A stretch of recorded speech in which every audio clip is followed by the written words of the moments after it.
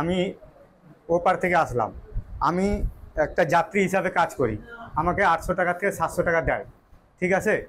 আমাকে ব্যাগ ধরাই দিছে, এখন ব্যাগের ভিতরে কি আছে না আছে আমি জানি না স্যার। আমাকে ব্যাগ ধরাই দিল, আমি ব্যাগ নিলাম, এই পারে আসলাম।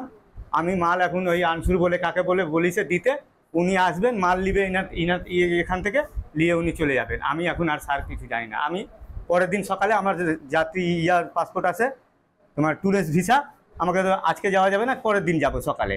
এটাই স্যার, আমি এটুকুনাই জানি, এর থেকে বেশি স্যার আমি কিছু জানি না স্যার। আচ্ছা, এই ব্যাগের মধ্যে তারা কি পাইছে, আপনি কি বলেন, কি পাইলো ব্যাগের মধ্যে? ব্যাগের মধ্যে এই তো স্যার মদ বাড়ালো, লাস্টে দেখেছি চকলেট থেকে মদ বাড়াচ্ছে, তারপরে তোমার থেকে দেখেছি মদ বাড়াচ্ছে, আটার থেকে মদ বাড়াচ্ছে। এই তো আমি আমারই নিজের মাথা খেলতেছে না স্যার।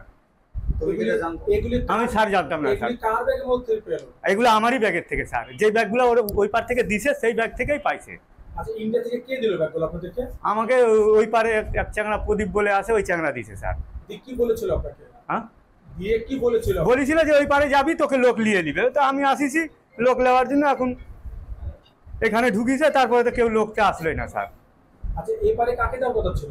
হ্যাঁ, এই পারে বাংলাদেশে কাকে দেওয়ার কথা ছিল? এই পারে ওই তো আনসুর বলেছিল না কি জানি, আনসুর না কি জানি, হ্যাঁ নাম বলেছিল।